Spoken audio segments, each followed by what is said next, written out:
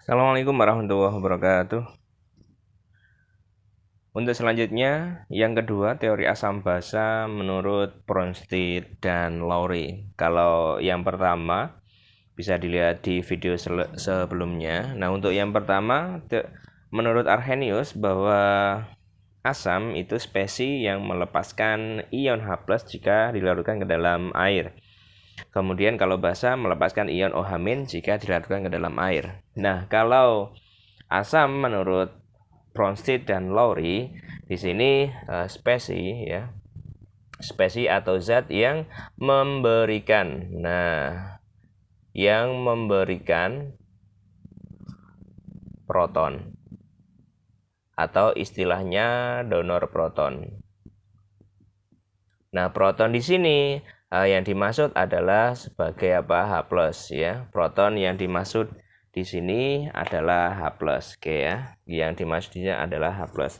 Kemudian kalau basa kebalikannya yaitu spesies yang menerima. Nah, yang menerima proton atau istilahnya disebut dengan akseptor ya.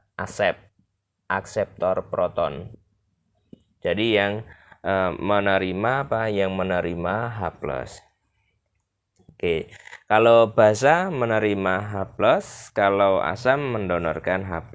Oke ya, jadi berhubungan dengan pelepasan dan penerimaan proton. Sebagai contoh yang pertama ada HCl aqueous plus H2O liquid menghasilkan H3O plus aqueous plus Cl-. Jadi manakah yang zat yang kita sebut sebagai asam dan manakah yang zat yang kita sebut sebagai basa. Jadi kita lihat ruas kiri dan ruas kanan. Kalau di sini ada HCl ruas kiri, sebelah kanan tinggal Cl-. Berarti yang lepas apa? H. Oke ya, ingat ya bahwa HCl, H+ dan apa tadi? Cl-. Nah, H+-nya di sini didonorkan ke H2O. H2O ya. H2O menerima H+ maka menghasilkan apa di sini? H3O+. Nah, H2O menerima H+ menghasilkan H3O+. Sedangkan yang Cl- karena H+ sudah dilepas, sudah didonorkan, maka di sini tinggal Cl-. Berarti yang memberikan H+ siapa? Yang memberikan adalah HCl. Berarti HCl kita sebut sebagai asam, yang menerima kita sebut sebagai basa. Asam basa. Asam basa. Basa menerima H+, asam memberikan atau donor proton atau H+. Nah, di sini asam yang di sini sebagai apa? Basa. Oke ya.